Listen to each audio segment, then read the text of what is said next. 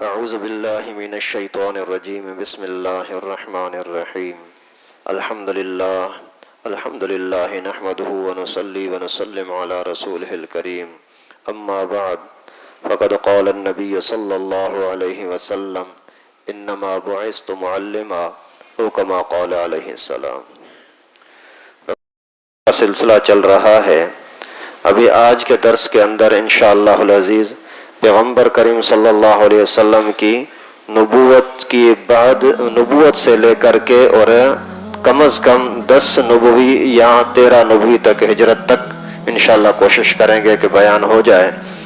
سب سے پہلے پیغمبر کریم صلی اللہ علیہ وسلم کو سچے خواب آنا شروع ہو گئے، پھر پیغمبر کریم کے دل میں خلوت اور تنہائی کی خواہش پیدا ہوئی، اور اس کے بعد اللہ کے نبی صلی اللہ علیہ وسلم جبل نور میں غار حرا میں وہاں آ کر کے عبادت کرنے لگے۔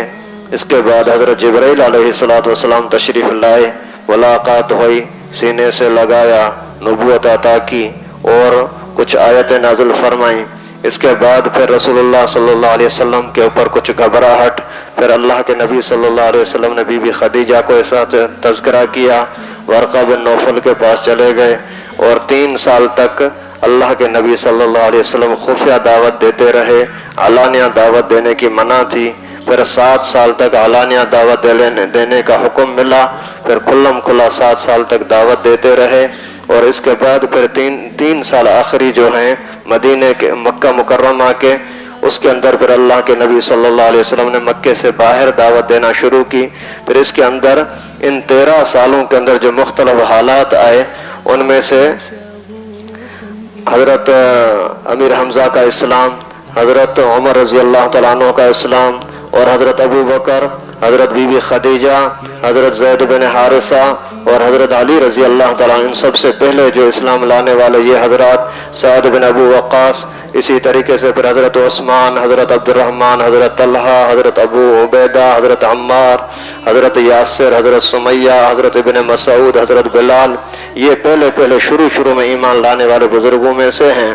پھر ان کے اوپر جب حالات بہت ہی خطرناک اور سخت قسم کے آئے، تو پھر اللہ کے نبی صلی اللہ علیہ وسلم نے اجازت دی، ابھی آپ حبشہ چلے جائیں۔ حبشہ چلے گئے، وہاں پھر حالات بڑے سخت ہو گئے، ان دشمنوں نے وہاں پیچھا کیا۔ پھر وہاں حضرت جعفر رضی اللہ تعالیٰ عنہ نے بادشاہ کے سامنے کچھ بات چیت کی۔ اس کے بعد پھر کچھ عرصے کے بعد پتہ لگا کہ ابھی مکہ فتح ہو گیا، یہ بیچارے واپس آ گئے، پتہ لگا کہ یہ تو جھوٹی خبر تھی، پھر واپس دوبارہ جانا پڑا۔ بڑے مشکل حالات، ایسے حالات آئے کہ صحابہ کرام رضوان اللہ علیہم اجمعین کو رسیوں کے ساتھ ایسی گلیوں کے اندر مکے کی پتھریلی ریتیلی زمین کے اندر گھسیٹتے رہے، خون بہاتے رہے، کچھ کو شہید کر دیا، اور اس کے بعد رسول اللہ صلی اللہ علیہ وسلم کے اوپر بہت قسم کے مظالم کیے۔ اللہ کے نبی صلی اللہ علیہ وسلم کو 3 سال تک ایک جیل کے اندر بند کر دیا، پتھر برسائے، خون بہایا، پیغمبر کریم صلی اللہ علیہ وسلم کی بیٹیوں کو طلاق دلوائی، اللہ کے نبی صلی اللہ علیہ وسلم کو ہر طرح سے اذیتیں دیں۔ پیغمبر کریم صلی اللہ علیہ وسلم یہاں سے حالات سے بہت ہی تنگ آ کر کے اور پھر طائف کی طرف جانے لگے، لیکن طائف والوں نے، ظالموں نے بھی بڑی بے قدری کی۔ حضرت ابو طالب جو پیغمبر کریم کا بڑا سہارا تھا وہ فوت ہو گیا، بی بی خدیجہ بڑا سہارا تھی، وہ بیچاری فوت ہو گئی، اور اس طریقے سے مختلف قسم سے حالات کی تنگی۔ پھر اللہ تعالیٰ نے کچھ لوگوں کو اسلام کی توفیق بخشی، ایک طرف خوشیاں مل رہی ہیں بڑے لوگوں کے اسلام کی وجہ سے، ایک طرف تنگیاں مل رہی ہیں، پریشانیاں ہو رہی ہیں دشمنوں کے ظلم کی وجہ سے۔ پھر ایسے حالات کے اندر جنات آ گئے اسلام قبول کرنے کے لیے۔ پھر پیغمبر کریم صلی اللہ علیہ وسلم کو اللہ تعالیٰ نے 1 to 1 ملاقات کے لیے خصوصی پیکیج کے طور پر یہ عطا فرمایا کہ آ جاؤ میرے ساتھ ملاقات کرنی ہے۔ پھر سب انبیاء کرام کی امامت کرتے جا کر کے اللہ کے نبی اللہ تعالیٰ کے ساتھ ملاقات ہوئے۔ انشاءاللہ ان سب چیزوں کا کچھ خلاصہ آپ کے سامنے پیش کرنا ہے۔ تو اللہ کے نبی صلی اللہ علیہ وسلم کی زندگی کا تذکرہ کرتے کرتے کعبۃ اللہ کی تعمیر ہو چکی، پیغمبر کریم صلی اللہ علیہ وسلم کی اولاد بھی کیا کیا ہوئی وہ بھی آپ کے سامنے آ گیا۔ ابھی اللہ کے نبی صلی اللہ علیہ وسلم کو خلوت پسند آنے لگی، یعنی تنہائی میں رہنا اس کا شوق ہوا کہ میں تنہا رہوں. یہاں جس طرف جاؤ تو لوگوں کو بتوں کو کندھوں پر اٹھائے ہوئے لے جا رہے ہیں, کہیں کہیں بت کو رکھ کر کے اس کے سامنے سجدہ کر رہے ہیں, کس طرف ساز گانے باجے چل رہے ہیں, ہر طرف فساد ہی فساد ہے. اللہ کے نبی صلی اللہ علیہ وسلم کے دل میں خیال آیا کہ میں کسی ایسی جگہ پر جا کر کے بیٹھوں کہ کعبۃ اللہ بھی میری نظر سے دور نہ ہو اور اس ماحول سے, گندے گناہوں کے ماحول سے بھی محفوظ ہو جاؤں. پھر سوچتے سوچتے اللہ کے نبی صلی اللہ علیہ وسلم تقریباً 3.5-4 کلومیٹر کے فاصلے پر دور جبل نور کی چوٹی پر ہے غار حرا. غار حرا میں جانے لگے اور وہاں جا کر کے کچھ دنوں کا سامان توشہ وغیرہ لے جاتے, وہاں رہ کر کے عبادت کرتے, نظر سیدھی کعبۃ اللہ پر ہوتی اور عبادت کرتے رہتے. کافی عرصے تک اس طرح سے چلتا رہا. کبھی گھر میں آتے ہیں, سامان لے جاتے ہیں, پھر وہاں جا کر کے وہ عبادت میں لگ جاتے ہیں. باقی یہاں یہ بات کہ عبادت کون سی کرتے تھے, عبادت کوئی بھی اللہ تعالیٰ کا ذکر کرنا یہ بھی عبادت ہے. اللہ تعالیٰ کی قدرت میں غور و فکر کرنا یہ بھی اللہ کی عبادت ہے. صرف دل ہی دل میں خوف رکھنا کہ اللہ مجھ سے ناراض نہ ہو یہ بھی بہت بڑی عبادت ہے. اللہ تعالیٰ نے فرمایا وَلِمَنْ خَافَ مَقَامَ رَبِّهِ جَنَّتَانِ, جو صرف دل ہی دل میں خوف کرتا ہے کہ اللہ مجھے معاف کرے, اللہ ناراض نہ ہو جائے, اسی صرف دل کے خوف کے اوپر بھی اللہ تعالیٰ ڈبل جنت عطا کرتے ہیں. ابھی آپ اندازہ کریں اللہ کا پیار کتنا ہے بندے کے ساتھ کہ صرف دل میں ابھی 10 بندے بیٹھے ہوئے ہیں, 50 بندے بیٹھے ہیں, 100 بندے, 200 بندے, 500 بندے بیٹھے ہوئے ہیں کسی جگہ پر, کوئی بات چل رہی ہے, اسی کے سامنے اگر کسی نے دل ہی دل میں بولا اللہ مجھے معاف کر دے, زبان پر بھی نہیں لایا, اسی پر اللہ نے اتنا انعام کر دیا کہ جنتی بنا دیا. سبحان اللہ. تو پیغمبر کریم صلی اللہ علیہ وسلم صرف اسی خوف کی وجہ سے تنہائی کے اندر جا رہے ہیں کہ اللہ ہم سے ناراض نہ ہو جائے, یہی بہت بڑی عبادت ہے. اور اس کے علاوہ گناہوں سے بچنا یہ بھی بڑی عبادت ہے. گناہوں سے بچنا, اسی گناہ کے ماحول سے, شور شرابے کے ماحول سے بچ کر کے چھپ کر کے ایک جگہ پر اللہ کے نبی صلی اللہ علیہ وسلم تشریف لے گئے, یہی کم عبادت تھوڑی ہے. تو اللہ کے نبی صلی اللہ علیہ وسلم وہاں آنا جانا کیا تو خواب دیکھنے لگے کہ آسمان سے کوئی شخص اتر رہا ہے, مجھے سینے سے لگا رہا ہے, میرے دل کو روشن کر رہا ہے, میرے دل کے اندر فرحت اور سکون محسوس ہو رہا ہے, اور انبیاء کرام کے خواب آ رہے ہیں. تو اللہ کے نبی صلی اللہ علیہ وسلم کو خوابوں کے ذریعے سے نبوت کا سبق دیا جا رہا تھا کہ آپ کو کیا بنانا ہے. پھر ایک دن ایسا ہوا کہ پیغمبر کریم صلی اللہ علیہ وسلم کو نبوت عطا کرنے سے پہلے شق صدر کیا گیا. شق صدر کا ایک واقعہ میں نے آپ کو پہلے بتایا تھا. بی بی حلیمہ کے گاؤں میں تھے, بنو ساعدہ کے اندر, بنو سعد قبیلہ کے اندر, تو وہاں رسول اللہ صلی اللہ علیہ وسلم کے سینے کو چاک کر کے اور دل کو دھو کر کے دوبارہ رکھا گیا تھا. اچھا, شق صدر کے واقعات کتنے ہوئے ہیں ان کے بارے میں مختلف اقوال ہیں. 2 بھی علماء نے لکھے ہیں, 3 بھی لکھے ہیں, لیکن علامہ کاندھیلی رحمۃ اللہ علیہ بہت بڑے محدث اور بہت بڑے فقیہ تھے. قرآن پاک کی تفسیر بھی لکھی ہے, سیرت مصطفیٰ, سیرت کی ایک بہت بڑی عظیم کتاب بھی لکھی ہے. انہوں نے لکھا ہے کہ 4 مرتبہ ہوا تھا. پہلی مرتبہ بچپن کے زمانے میں 4-5 سال کی عمر میں, دوسری مرتبہ شق صدر جو ہوا وہ 12 سال کی عمر میں, تیسری مرتبہ جو شق صدر ہوا وہ نبوت ملنے کے ٹائم پر, چوتھی مرتبہ جو شق صدر ہوا وہ معراج پر جانے کے وقت. اور چاروں کی حکمت بھی لکھی ہے کہ بچپن کے اندر اماں حلیمہ کا دودھ پیا, بکریوں کا ماحول دیکھا, تو اس ماحول کے اندر انسانی طبیعت کے اندر یہ ہے کہ وہ ماحول کے اثرات آتے ہیں. تو اللہ تعالیٰ نے دل کو دھو لیا تاکہ یہ دنیا کے اثرات اس کے دل میں ہوں ہی نہ, اس کا دل اللہ کے ساتھ جڑا رہے. 12 سال کی عمر میں دوبارہ شق صدر کیا گیا, اس وجہ سے کہ انسان کوئی بھی ہو نا, جب بچہ بالغ ہونے لگتا ہے تو اس کے خیالات پتہ نہیں کہاں کہاں گھوم رہے ہوتے ہیں.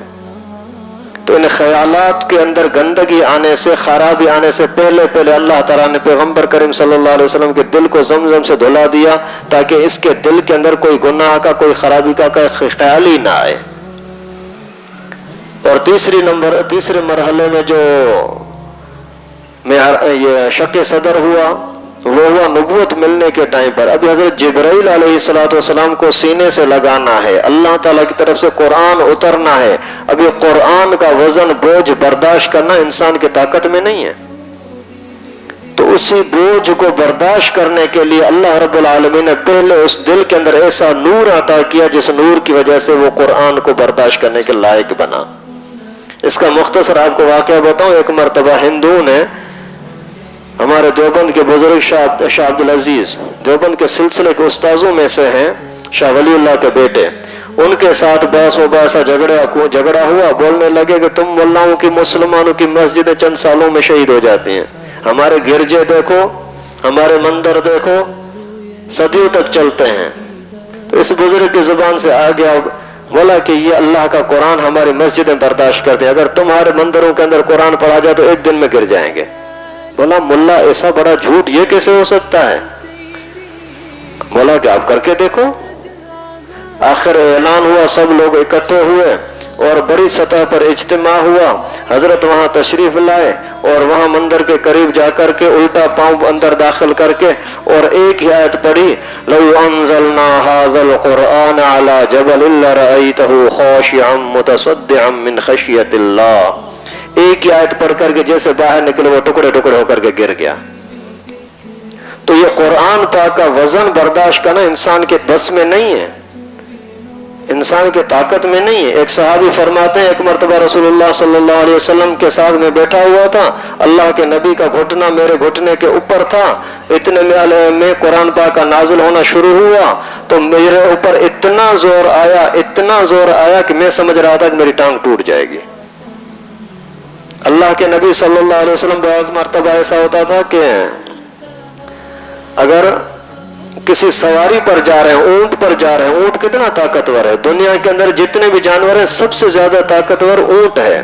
کتنا بھی وزن رکھ کر کے اس کو اٹھاؤ نا تو اٹھ جاتا ہے. پاؤں کے اندر, ٹانگوں میں سب سے زیادہ طاقت اسی کو ہوتی ہے. لیکن اس کے باوجود اللہ کے نبی صلی اللہ علیہ وسلم سواری پر بیٹھے ہیں, اگر وہی نازل شروع ہونا ہو گئی تو وہ گر جاتا تھا, اب کھڑا نہیں ہو سکتا تھا. اتنی وزن نبوت کا, قرآن پاک کا, وحی کا برداشت کرنا یہ انسان کے بس میں نہیں ہے.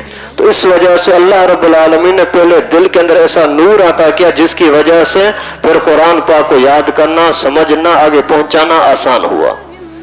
آج کل جو یہ ہمارے بچے قرآن پاک پڑھ رہے ہیں نا, یہ ان کا کمال نہیں ہے, یہ رسول اللہ صلی اللہ علیہ وسلم کی برکت اور معجزہ ہے. اسی کا علماء نے ایک مثال دیا ہے. جیسے مثال کے طور پر یہی بلب ہے نا, آپ اگر وہ بڑی لائن کے اندر, بجلی کی بڑی لائن میں لگاؤ تو جل جائے گا, برداشت نہیں کرے گا. لیکن اگر اسی کو آپ ٹرانسفارمر کا واسطہ دو گے نا, ٹرانسفارمر بیچ میں آ گیا تو ابھی یہ بلب بھی جلا سکتا ہے, تو چھوٹا سا موبائل چارجر بھی لگا سکتے ہو, نہیں جلے گا. تو ابھی یہ بچے جو پڑھ رہے ہیں قرآن پاک, نبی پاک صلی اللہ علیہ وسلم کے صدقے سے اللہ کا قرآن نازل ہوا رسول اللہ صلی اللہ علیہ وسلم کے سینے پر, پھر پیغمبر کریم کے برکت سے امت کے لیے آسان ہو گیا. تو اللہ کے نبی صلی اللہ علیہ وسلم کا شق صدر کر کے اور وہ نور ڈالا گیا جس کی وجہ سے قرآن پاک کا برداشت کرنا آسان ہوا. اور چوتھی مرتبہ جو شق صدر ہوا وہ معراج کے ٹائم پر. ابھی معراج کے ٹائم پر یہ ہے کہ پیغمبر کریم صلی اللہ علیہ وسلم کو چند لمحوں کے اندر بیت المقدس کا بھی سفر کرنا ہے, انبیاء کرام کے ساتھ ملاقاتیں کرنی ہیں, آسمانوں کا دیدار کرنا ہے, جنت کا نظارہ کرنا ہے, جہنم کو دیکھنا ہے اور اللہ رب العالمین کے ساتھ ملاقات کرنی ہے. تو اس کے لیے ایسا نور چاہیے جو اس چیز کو برداشت کر سکے کہ اللہ تعالیٰ کے ساتھ ملاقات کے جو انوارات ہوتے ہیں.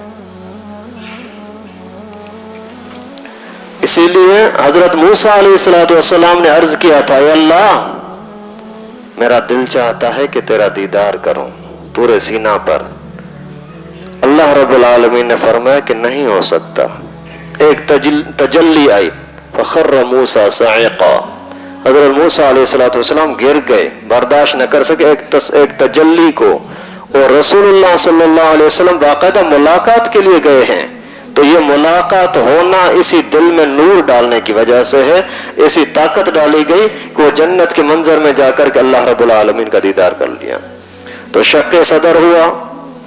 پھر حضرت جبرائیل علیہ السلام رسول اللہ صلی اللہ علیہ وسلم کے سامنے آئے, آ کر کے فرمانے لگے کہ اقرا, پڑھیے. ما انا بقارئ, مجھے پڑھنا نہیں آتا, میں پڑھا لکھا تو ہوں نہیں. गले लगाया, जोर से गले लगाया। अल्लाह के नबी सल्लल्लाहु अलैहि वसल्लम फरमाते हैं मुझे बहुत ज्यादा तकलीफ होने लगी, मुझे लग रहा था कि शायद मैं मर जाऊंगा अभी, इतना जोर से दबोचा, फिर छोड़ा, फरमाया इक़रा, पढ़िए।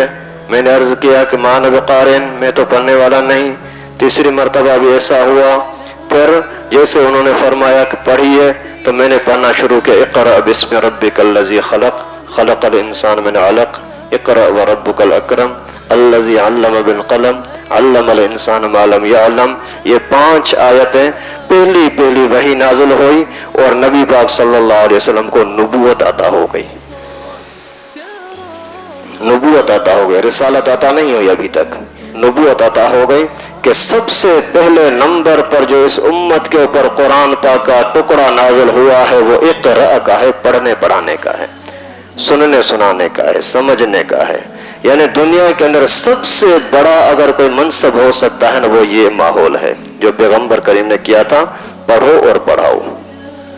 कितनी भी बड़ी डिग्रियां ले लो दुनिया के लिहाज से बड़े माहिर और फन के हद से ज्यादा आप ज्यादा होशियार बन जाओ, लेकिन उसका कोई कमाल नहीं। अगर कमाल है तो कुरान पाक के पढ़ने में और पढ़ाने में कमाल है, बस दीन के पढ़ने पढ़ाने में।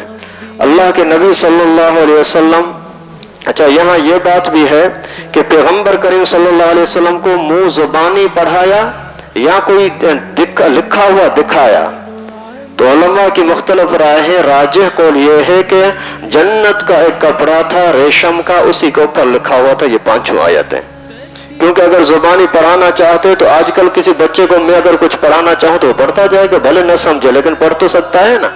तो वहां लिखा हुआ दिखाया कि ये पढ़िए। अल्लाह के नबी सल्लल्लाहु अलैहि वसल्लम ने फरमाया पढ़ा हुआ नहीं हूं, तो फिर जब सीने को मिलाया तो फिर पढ़ना शुरू कर दिया। अभी दहरिया किस्म के लोग बोलते हैं यार ये कैसे हो सकता है कि सीने को सीने से मिलाओ पर एक का इल्म दूसरे के अंदर चला जाए। भाई ये करने वाला जब इसकी निस्बत अल्लाह की तरफ है तो फिर सवाल करने की क्या जरूरत है। जब ये निस्बत अल्लाह की तरफ है कि अल्लाह ने ऐसा किया है तो फिर सोचने की बात ही क्या है। वरना आजकल के इन साइंस ने भी तो इस काम को आसान कर दिया है। 2 मोबाइल सामने रखो, ब्लूटूथ चालू करो, एक का दूसरे में चला गया, व्हाट्सएप को एक का सामान दूसरे के पास चला गया। जब तुम्हारे दुनिया की चीजों का एक मवाद दूसरे के पास जा सकता है तो जिब्राइल के सीने की बात पैगंबर करीम के सीने में क्यों नहीं आ सकती। इस तरह से कई दफा वैसे दुनिया के अंदर होता है, मेरे दिल में ख्याल आ गया, वही ख्याल अल्लाह ताला ने दूसरे के दिल में डाल दिया। मैं एक मरतबा वहां मक्का मुकर्रमा में था और मुझे थोड़ी खांसी वगैरह हुई। मैंने अम्मी को बोला कि अम्मी मुझे आज खांसी हो रही है, शहद ले लूं। बोला हाँ ठीक है ले लो। अभी मैंने बोला ठीक है, नमाज से वापसी में आएंगे तो कहीं से ले लूंगा। अभी नमाज पर काबतुल्लाह में जैसे नमाज के लिए गए तो वहां मैंने देखा कि मदरसे में इसी तरह बिल्कुल इसी तरह ये दर्स चल रहा है। उस्ताद ऊपर बैठे हुए हैं, तलबा सामने बैठे हुए हैं और अरबी में दर्स चल रहा है। मेरा भी जिंदगी भर का काम ये अरबी पढ़ना पढ़ाना, मैं भी उनके साथ बैठ गया। अभी 2-3 मिनट ही बैठा था तो पीछे से एक बंदा आया, वही अरब डिजाइन का, आकर के कोई थैली आकर मेरे पास रखी, मेरे हाथ पर कंधे पर हाथ लगाया और रख करके चला गया। मैंने उसको इशारा करने की कोशिश की, इसको रोकूं तो सही, तू कौन है, क्या दे रहा है, जानता है नहीं जानता, लेकिन वो वापस चला गया। मैंने उसी पर फिलहाल हाथ ही नहीं रखा, वो सामने रख दी। थोड़ी देर के बाद जैसे ही सबक खत्म हुआ तो फिर उठा, तो मेरी चीज थी, मैंने उठाई अपने साथ, फिर उसको खोला नहीं। मस्जिद के अंदर नमाज वगैरह पढ़ने फिर देखते हैं। नमाज के बाद फिर गया, जब होटल जब रास्ते में जा रहा था तो उस वक्त में खोला तो उसके अंदर वही शहद पड़ी हुई थी। अभी मेरे दिल के अंदर जो बात आई वही अल्लाह ताला ने वही दूसरे के दिल में डाल दी। जब हमारे अंदर ऐसा हो सकता है तो रब्बुल आलमीन के सामने कौन सा मुश्किल है। तो वही अल्लाह ही ने तो ऐसा किया था ना कि जिब्राइल के सीने की बात को पैगंबर करीम के सीने में डाल दिया। अगर अंदर का आदमी पलीत हो फिर कई भी बातें करता रहे, वरना जब वो किसी बात की निस्बत अल्लाह की तरफ आ जाए या रसूलुल्लाह की तरफ आ जाए तो फिर सोचने का बोलने का हक ही नहीं है कि ये कैसे हुआ, बस अल्लाह ने किया। अपने आप को देखते नहीं है, पहले क्या था, किसी पलीत गंदे पानी के कतरे से तुझे अल्लाह ताला ने कैसा हसीन बनाया है। तो अल्लाह ताला ने रसूलुल्लाह सल्लल्लाहु अलैहि वसल्लम को नबूवत अता की। حضرت پیغمبر کریم صلی اللہ علیہ وسلم تشریف لے گئے اپنے گھر میں. تھوڑا سا ڈر بھی محسوس ہو رہا تھا, پتہ نہیں یہ کیا ہوا ہے, اتنا مجھے دبوچا ہے, میرے ساتھ کیا ہونے والا ہے, نبوت وغیرہ کس طرح ملتی ہے, کیا حالات ہوتے ہیں, یہ کہیں پڑھے تو تھے نہیں, صرف خوابوں ہی میں ہی دیکھا تھا.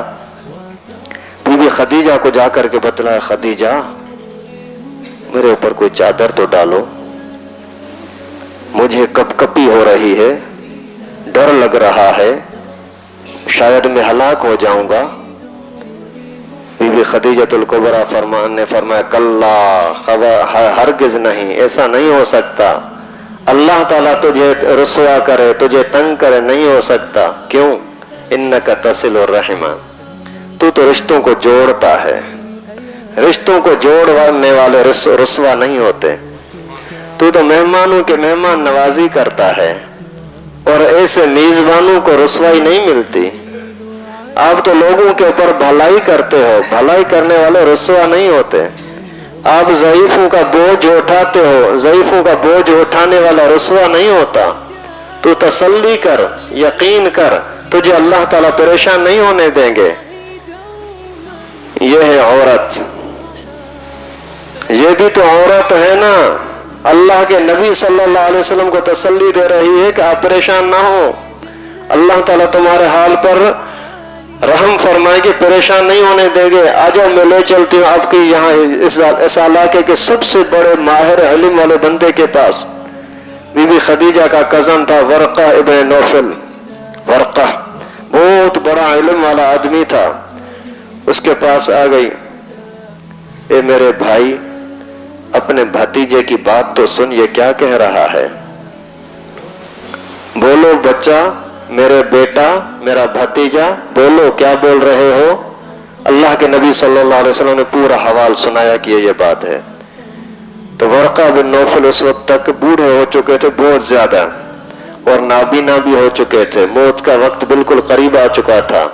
اور یہ جیسے ہی باتیں سنی تو اسی ٹائم پر بولا کہ اللہ اکبر, یہ وہی فرشتہ ہے جو موسیٰ اور عیسیٰ کے پاس آیا کرتا تھا. یہ وہی فرشتہ جبرائیل ہے جنہوں نے ان کو نبوت دی تھی, اسی نے ہی تمہارے پاس آ کر کے تجھے نبوت عطا کی ہے. کاش کہ میں اس وقت زندہ ہوتا جب تجھے قوم یہاں مکے سے نکالتی. مجھے یہاں سے لوگ نکالیں گے. ورقہ بن نوفل نے فرمایا کہ کوئی ایسا نبی نہیں آیا جس کے ساتھ لوگوں نے دشمنی نہ کی ہو, تیرے ساتھ بھی ضرور دشمنی کریں گے. پیغمبر کریم صلی اللہ علیہ وسلم کو ایک طرح سے تو بہت بڑی خوشی ہوئی کہ نبوت مل گئی, ایک طرف ایک پریشانی بھی ہوئی کہ پتہ نہیں ابھی کیا ہوگا, لوگ میرے ساتھ کیا کریں گے. ابھی یہاں نبوت ملی ہے, رسالت ابھی تک نہیں ملی. تو پھر کچھ دنوں تک فترۃ الوحی ہو گیا, وحی بند ہو گئی. کتنے وقت تک؟ مختلف روایتیں آتی ہیں, 6 دن ہیں, 6 مہینے ہیں, یا کچھ دنوں تک فترت رہی. پیغمبر کریم صلی اللہ علیہ وسلم پریشان رہتے تھے کہ ابھی پتہ نہیں کیا ہوگا, اللہ تعالیٰ مجھ سے ناراض تو نہیں ہو گئے. ایک مرتبہ جبرائیل آیا, یہ وحی اتاری, ابھی خاموشی ہے کیوں؟ تو ایک دن پیغمبر کریم صلی اللہ علیہ وسلم چادر اوڑھ کر کے سوئے ہوئے تھے, آ گیا فرشتہ, یا ایھا المزمل, اے چادر او لپیٹنے والے اٹھیے. یا ایھا المدثر, اے چادر اوڑھنے والے اٹھیں. قم فانذر وربک فکبر, اٹھیں, آپ اللہ تعالیٰ کی کبریائی بیان کریں اور لوگوں کو ڈرانا شروع کریں. ابھی یہ رسالت کا اعلان ہو گیا. پہلے مرحلے میں نبوت ملی, ابھی دوسرے مرحلے میں رسالت ملی, اور حکم ہوا کہ ابھی آپ دعوت دینا شروع کریں. لیکن دعوت 2 مرحلوں کے اندر, پہلے نمبر پر 3 مرحلے ہیں ٹوٹل, پہلے نمبر پر 2 مرحلے, یہ کہ خفیہ دعوت دیں, کسی کو پتہ نہ لگے.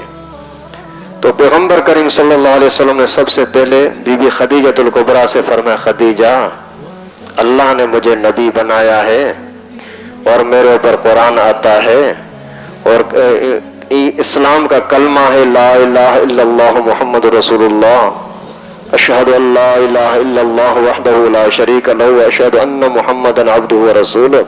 سیدہ خدیجۃ الکبریٰ نے، خدیجہ نے اسی ٹائم پر کلمہ پڑھ لیا، مسلمان ہو گئے۔ اسلام کے اندر سب سے پہلے مسلمان ہونے والی بی بی خدیجہ۔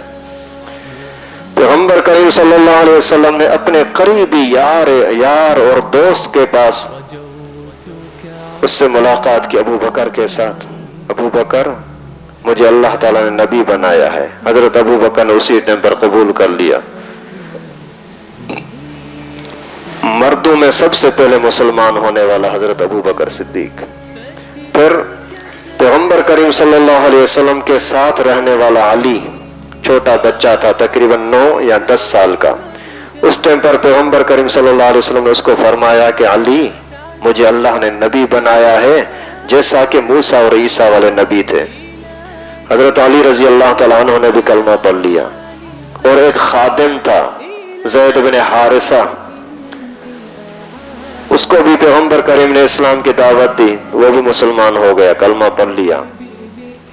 ابھی اس کے بعد زید بن حارثہ کا ایک بہت تفصیلی واقعہ ہے، لیکن وہ آگے بتاؤں گا انشاءاللہ۔ جہاں پیغمبر کریم صلی اللہ علیہ وسلم کی شادی ہوئی تھی زید کی مطلقہ کے ساتھ، اس وقت میں بتاؤں گا کہ زید کیا ہے، کیونکہ قرآن پاک میں تذکرہ کچھ اسی مناسبت سے ہے۔ تو حضرت ابو بکر صدیق رضی اللہ تعالیٰ عنہ نے پھر خفیہ طور پر اپنے یار دوستوں کو دعوت دینا شروع کر دی۔ اس طریقے سے حضرت ابو بکر کا دوست تھا عثمان رضی اللہ تعالیٰ عنہ، اس کو دعوت دی، الحمدللہ اس نے اسلام قبول کر لیا۔ عبد الرحمن بن عوف کو دعوت دی، اس نے اسلام قبول کر لیا۔ حضرت طلحہ رضی اللہ تعالیٰ عنہ، اس کو دعوت دی، اس نے اسلام قبول کر لیا۔ ابو عبیدہ اور غریب فقیر لوگوں میں سے حضرت عمار رضی اللہ تعالیٰ عنہ، اس کا ابو یاسر، اس کی امی سمیہ، حضرت عبداللہ بن مسعود رضی اللہ تعالیٰ عنہما، حضرت بلال، ان سب نے اسلام قبول کر لیا، لیکن سارا چھپ چھپا کے۔ حضرت ارقم رضی اللہ تعالیٰ عنہ کا گھر تھا یہ صفا پہاڑ کے تھوڑا سا پیچھے، تو یہاں اسی نے بھی اسلام قبول کر لیا۔ ایک طرف دار الندوہ تھا، جہاں ندوہ کے اندر سارے کافر مل کر کے مشورہ کرتے تھے۔ ادھر سے ارقم نے پیغمبر کریم صلی اللہ علیہ وسلم کو عرض کیا کہ اللہ کے رسول، ہم باہر تو کام کر نہیں سکتے، سارے کام چھپ چھپا کے کرنے پڑتے ہیں، تو میرے گھر کا پھر یہ حال ہے نا، میں آپ کے حوالے کرتا ہوں، کوئی بھی ملنے کے لیے آئے تو آپ ان کے ساتھ یہاں ملاقات کیا کریں۔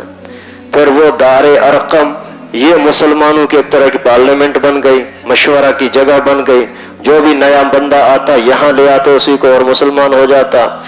ایک موقع پر حضرت ابو ذر غفاری رضی اللہ تعالیٰ عنہ، غفار قبیلے کا ایک بہت بڑا شان والا، عزت والا آدمی تھا، اسی کو پتہ لگا کہ مکے میں ایک بندہ ہے جو بولتا ہے کہ میں نبی ہوں، اس سے ملاقات کریں، لیکن کیسے کریں؟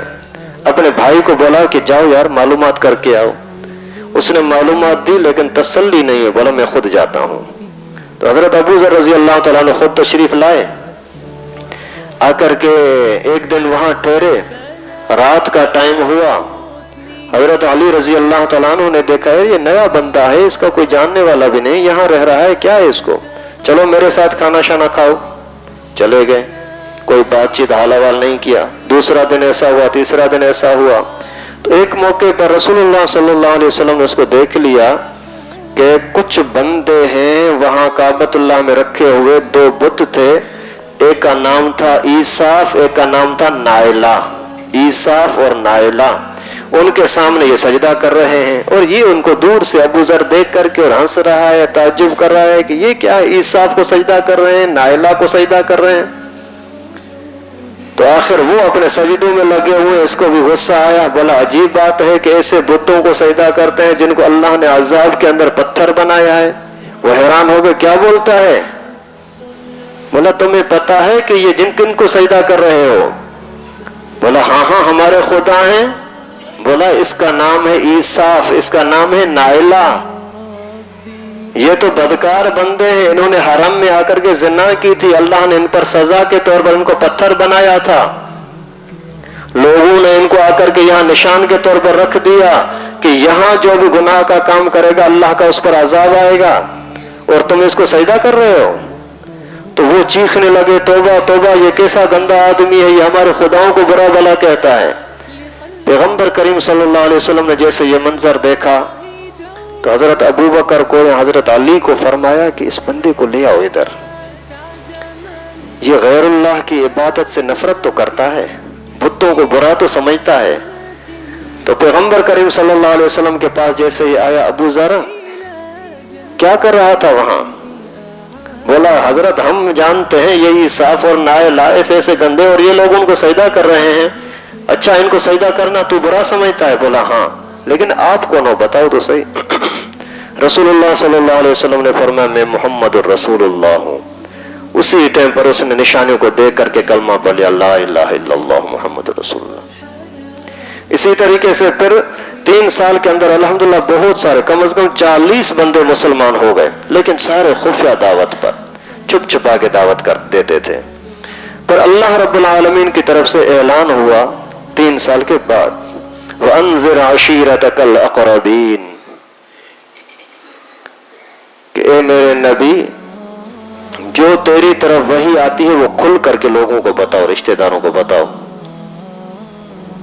फस्दा बिमा तुअमर, और जिन चीजों का तुझे हुक्म दिया जा रहा है वो खुल्लम खुला लोगों के सामने पेश करो।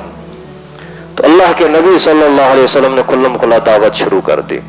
अभी पहले जो दावत नहीं दे रहे थे वो कोई डर की वजह से नहीं कि नौजुबिल्लाह अल्लाह के नबी किससे डर रहे थे, नहीं, लेकिन अल्लाह का हुक्म यही था कि फिलहाल जाहिर नहीं होना, ताकि मजबूत पांव कदम मजबूत हो जाए, जड़ मजबूत हो जाए, फिर देखा जाएगा। पर जड़ ऐसी मजबूत हुई कि बिलाल जैसे लोग पैदा हो गए। वो मारने वाले मार मार करके थक जाते हैं, लेकिन इनको कहीं भी हिला नहीं सकते। सुभान अल्लाह, ऐसी जड़ें मजबूत हो गई। ये होती है हिकमत अमली। खैर, तो ऐलान फरमाया। ऐलान के लिए सूरत क्या फरमाई कि पहले नंबर पर पैगंबर करीम सल्लल्लाहु अलैहि वसल्लम ने दावत की अपने खानदान की, बनु मुत्तलिब और बनु हाशिम की, हजरत अबू तालिब के घर में। अबू तालिब मुसलमान नहीं था, लेकिन इसके एहसानात इस्लाम पर, मुसलमानों पर, पैगंबर करीम पर बहुत ज्यादा है, इस वजह से इसको हजरत कहने की इजाजत है, उलमा ने लिखा है, लेकिन रजी अल्लाह तआला अन्हु वगैरह नहीं कह सकते। इस्लाम मुसलमान नहीं था, वो भी आज ही इंशाअल्लाह पेश करूंगा आपके सामने।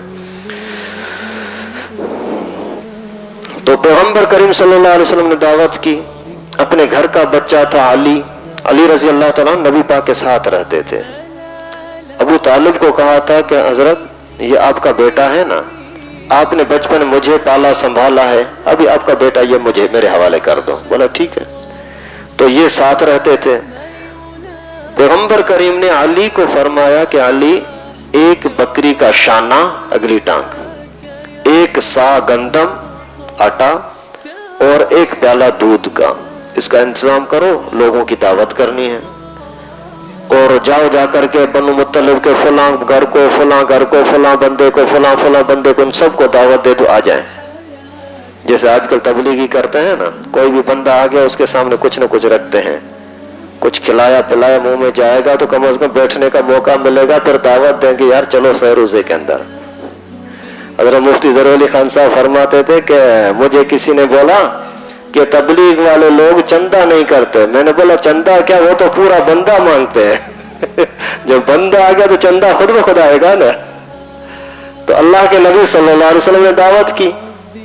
दावत के अंदर सारे लोग आए तो अबू लहब समझ गया कि अभी काम खराब है। अबू लहब इंतहाई किस्म की शरारती और गंदी ज़हनियत का आदमी था। जैसे वहां पहुंचे, पहले पैगंबर करीम सल्लल्लाहु अलैहि वसल्लम ने खाना लगवाया, खाना खाओ, घर वाली भी है, बेटियां बच्चियां भी हैं, अली भी है, जैद भी है, सारे खिदमत कर रहे हैं। और अल्लाह की कुदरत के 1 शाना यानी 1 बकरी का टुकड़ा वो 40 बंदों ने शेर होकर के खाया। 1 सा गंदम यानी 3.5 किलो गंदम, 3.5 किलो चावल 40 बंदों ने मिलकर के खाया, यानी पेट भर करके खाया। हालांकि उस जमाने में माहौल ऐसा था कि एक बंदा 1 बकरा एक टाइम पर खा लेता था, 1 बंदा खा लेता था। लेकिन अल्लाह के नबी सल्लल्लाहु अलैहि वसल्लम का मौजज़ा कि 1 ही टांग सबने पूरी खाई और अच्छी तरह से सैर हो गए, और 1 ही प्याला दूध का सबने पी लिया और पेट भर गया। ابھی ان کا پیٹ میں نمک گیا. ابھی اللہ کے نبی صلی اللہ علیہ وسلم فرماتے ہیں دیکھو میں آپ کے سامنے ایسی بات پیش کرنا چاہ رہا ہوں جو کبھی بھی کسی بندے نے کسی کے اوپر اتنا بڑا احسان نہیں کیا ہوگا جو میں آپ کے سامنے رکھنا چاہتا ہوں. تو وہ چونکہ پتہ نہیں کیا بات ہے تو پیغمبر کریم صلی اللہ علیہ وسلم نے بڑے پیار محبت کے ساتھ ان کو سمجھایا کہ لا الہ الا اللہ کہو کہ اللہ کے سوا اور کوئی معبود نہیں, بت ہمارے معبود نہیں. اگر آپ یہ کہو گے تو تم کامیاب ہو جاؤ گے, دنیا کے اندر تمہاری عزت ہوگی, آخرت میں تمہاری عزت ہوگی. بتوں کے سامنے جھکنے میں کیا فائدہ. ابو لہب نے اسی ٹائم پر شور مچایا. ایک روایت میں آتا ہے پھر کچھ دنوں کے بعد اللہ کے نبی نے دعوت دی, لیکن ابو لہب نے پہلے سے شور مچا کر کے سب کو روک دیا کہ نہیں نہیں اس کی دعوت میں نہ جانا. خیر اس طرح سے پھر ماحول چلتا رہا. پیغمبر کریم صلی اللہ علیہ وسلم کو عام اعلان کا حکم ملا تو اللہ کے نبی صلی اللہ علیہ وسلم صفا پہاڑ کی چوٹی پر چڑھے. یہ جو صفا مروے پر ہم دوڑتے ہیں تو صفا پہاڑ کی چوٹی پر چڑھ کر کے اعلان فرمایا یا صباحا یا صباحا. یہ ایک خطرے والی آواز ہوتی تھی کہ جلدی جلدی اکٹھے ہو جائے, بڑا خطرہ ہے. سارے لوگ بھاگتے آ گئے. ابو لہب بھی آ گیا. پیغمبر کریم باقاعدہ نام لے کر وہ فلاں ادھر آ جاؤ, فلاں ادھر آ جاؤ. قریب آ گئے تو پیغمبر کریم صلی اللہ علیہ وسلم نے پہلے اپنی تاریخ ان کے سامنے رکھی. لبثت فیکم عمرا فکیف وجدتمونی. ایک زمانہ میں آپ کے ساتھ رہا ہوں, بتاؤ تو صحیح مجھے کیسا پایا. 40 سال ہو گئے ہیں, 40 سال پورے ہونے کے بعد مجھے نبوت ملی ہے, 3 سال کے بعد یہ اعلان ہو رہا ہے, مجھے کیسا پایا. 43 سال تمہارے ساتھ رہا ہوں, کیف وجدتمونی. تو سب دشمنوں نے کہا کہ جربنا کا مرارا, کئی دفعہ تجھے آزمایا ہے. ما وجدناک الا صادقا و امینا. تیرے اندر سچائی اور امانت کے سوا اور کچھ ہم نے نہیں پایا, پکا سچا آدمی ہے. پھر پیغمبر کریم صلی اللہ علیہ وسلم نے اور ان سے اعتماد لینا چاہا. میں اگر بولوں کہ یہاں سے آپ پہاڑ کے اس طرف سے کھڑے ہو, اس طرف سے کوئی بڑا قافلہ آ رہا ہے تمہیں مارنے کے لیے, مانو گے؟